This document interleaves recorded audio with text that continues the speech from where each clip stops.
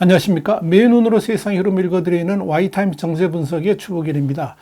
대한민국 최초의 국산 전투기 KF-21 보람매가 지난 7월 19일 첫 시험 비행에 성공하면서 중국이 바짝 긴장을 하고 있습니다.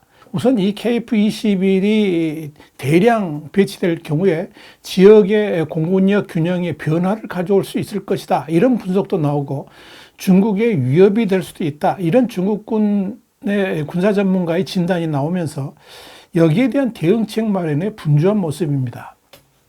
급기야 중국 공군은 중국이 개발 중인 5세대 스텔스 전투기인 젠35, J35라고 그러죠. 이 J35의 사진과 동영상을 중국의 소셜미디어인 이 웨이보와 틱톡에 올리면서 세계의 관심이 이 KF-21에 쏠리는 것을 방해하려는 시도까지 하고 나섰습니다. 이건 이 중국이 이 KF-21에 대해서 얼마나 민감하게 반응하고 있는지를 짐작하게 만듭니다.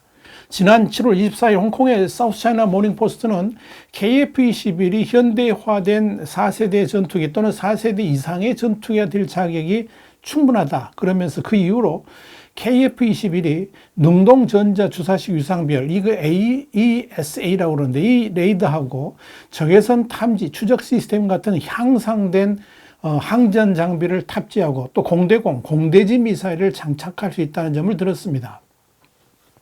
이와 관련해 가지고 마카오의 군사 전문가인 앤서니 왕은 중국이 독자 개발한 4세대 다목적 전투기로 2000년 초부터 대량 생산에 들어가서 실전 배치를 시작한 J10의 훌륭한 적수가 될 수 있을 것이다, 이렇게 내다봤습니다.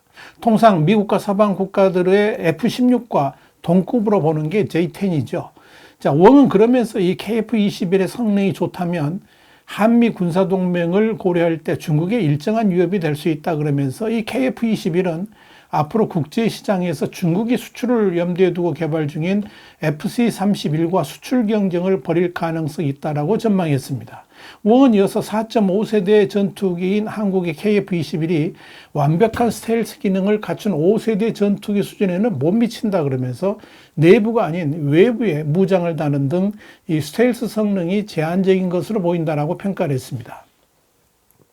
왕은 또한 이 KF-21에 장착된 엔진인 미국산 F414G400K 역시 5세대 전투기의 기동 요구를 충족하기에는 부족하다, 그러면서 실전 배치된 5세대 전투기 미국의 F-22, F-35나 중국의 J-20, 러시아의 Su-57 등과 비교해서는 명백한 약점을 갖고 있다, 이렇게 저평가를 했습니다.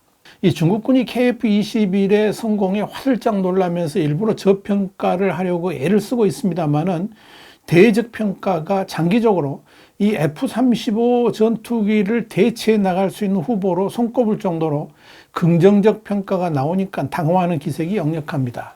그래서일까요? 이 KF-21의 성공적 비행이 있은 지 며칠 지나지 않아서 중국의 SNS에서는 중국군이 의도적으로 올린 것으로 보이는 5세대 스텔스 전투기 J-35의 사진과 동영상이 올라온 겁니다. 중국이 이 J-35의 사진과 동영상을 올린 의도는 간단합니다. 이 KF-21로 쏠리는 국제적 시선을 돌리기 위함이겠죠. 그런데 이 J-35 관련 동영상이 올라오자마자 서방 군사 전문 매체의 반응은 짝퉁 F-35라 그러면서 한마디로 싸늘했습니다. 미국 스텔스 전투기 F-35의 디자인을 그대로 뵙겠다는 점에서 혹평을 받을 만도 합니다. 우선 J-35의 앞부분에 뾰족하게 나와 있는 것이 있는데, 그것이 바로 적외선 탐지 추적 장비인 IR-ST 센서입니다. 이는 F-35의 전자광학 추적 장치 EOTS하고 비슷한 기능을 하는 장치로 여겨집니다.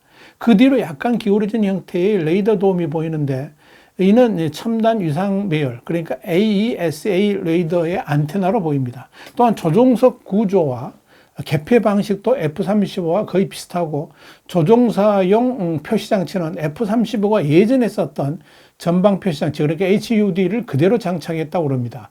F-35는 이미 그 단계를 넘어서 가지고 지금 사진에 보이시는 것 같이 헬멧 장착 영상 장비를 사용하고 있습니다. 엔진 배기구도 F-35와 비슷한 톱니 모양인데 스텔스 기능을 위한 설계로 여겨집니다. 앞뒤 랜딩 기어는 모두 보강 구조로 되어 있어서 최근에 진수한 이 항공모함 푸젠호의 전자 사출 장치를 이용해서 이착륙하는 항모 탑재기로 활용하는 의도가 엿보입니다.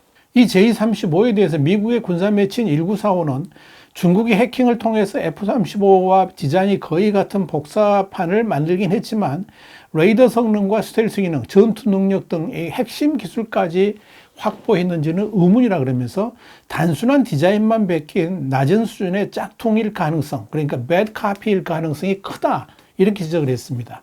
중국 전투기의 최대 난제는 결국 다른 것도 아니라 제트 엔진 문제일 겁니다. 이 5세대 스텔스 전투기는 압도적인 기동력과 전투력으로 제공권을 장악한다는 점에서 이 F-16, Su-27 같은 4세대 전투기들하고는 기본적으로 차원이 다릅니다. 무장이 더 강력해졌기 때문에 당연히 무거운 이륙 중량을 감당해야 되고 그러면서도 민첩하고 공중 기동 능력도 빠르고 뛰어나야 됩니다. 그러기 위해서 절대적으로 필요한 것이 강력한 성능을 가진 제트 엔진입니다. 미국의 경우에는 2005년 실전 배치된 F-22 스텔스 전투기부터 이 프렛 앤 휘트니가 개발한 F-119 엔진으로 이 문제를 해결했습니다. 러시아도 자체 개발한 AL-41 F1 엔진을 Su-57에 장착했죠. 그런데 중국은 그런 엔진에 대한 원천 기술 자체가 없습니다. 그래서 중국은 제25세대 스텔스 전투기의 4세대 전투기인 Su-27에 들어가는 러시아산 AL-31F 엔진을 사용해가지고 일단 공중에 띄웠습니다. 나중에는 러시아산 AL-31F 엔진을 복제한 WS-10 엔진을 장착했습니다. 문제는 이 두 엔진 모두가 제20 스텔스 전투기의 무거운 기체를 감당할 만한 추진력을 발휘하지 못한다는 겁니다. 당연히 겉만 스텔스기처럼 번질할 뿐 실속이 매우 부족한 전투기가 되어버린 겁니다. 그래서 중국은 러시아의 Su-57에 들어가는 AL-41F1 엔진을 수입하려고 애를 썼습니다만은 이번에는 중국의 복제품 우려가 커진 이 러시아가 판매를 거부해가지고 실패로 돌아갔습니다. 그러자 중국은 하는 수 없이 러시아산 AL-31F 엔진을 복제한 WS-10 엔진에 추진력을 더한 WS-15라는 엔진을 자체 개발했는데 문제는 이 엔진이 안정성이 불안하다는 거죠. 이 엔진 내부 온도가 섭씨 1350도를 넘어가면 갑자기 출력이 떨어지는 이런 심각한 문제가 발생을 했습니다. 이걸 중국 측이 아직 해결하지 못하고 있다는 겁니다. 그러다가 지상시험 도중에 엔진이 폭발하는 사고까지 발생했습니다. 만약 이 엔진을 제20 스텔스기에 장착했더라면 당연히 공중에서 폭발했을 터였습니다. 이런 상황에서 J-35에는 러시아, 미국 29기에 들어가는 이 RD-93 엔진을 복제해서 개량한 WS-21 엔진이 들어간다고 그럽니다. 그런데 이 엔진의 성능이 어느 정도인지는 공개된 자료가 없습니다. 아마도 올 11월 주하이 에어쇼에 WS-21 엔진을 장착한 이 J-35가 나온다고 하니까 그 이후에 분석이 나오지 않을까 이렇게 보입니다. 자, 그런데 중국은 한마디로 KF-21의 성공적 비행이 아주 부러울 겁니다. 그러면서 동시에 언제든지 중국의 전투기 기술을 추월할 수도 있다는 생각 때문에 몸이 달아있을 겁니다. 그래서 의도적으로 KF-21을 폄훼하고 또 짝퉁이면서도 J-35를 일부러 공개적으로 꺼내놓은 것이 아닌가 보입니다.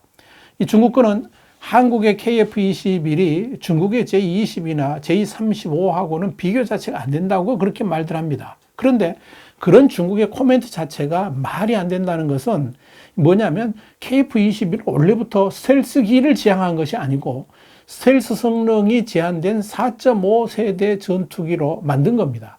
그래서 이 해외 수출 등을 염두에 두고 경제성 위주로 개발한 기종이라는 점입니다. 한마디로 가성비가 뛰어난 4.5세대 전투기라는 의미죠.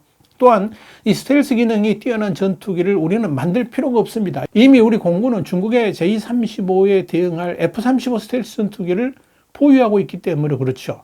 이렇게 비교 대상도 안 되는 전투기를 경강부회로 궤변을 늘어놓는 것은 그만큼 이 KF-21의 성공에 신경이 쓰이기 때문에 그럴 겁니다. 실제로 한국형 전투기 KF-21의 첫 비행에 성공한 지난 7월 19일 세계 최대 에어쇼가 한창이던 이 영국 판보로에서도 이 KF-21은 단연 화제가 됐습니다.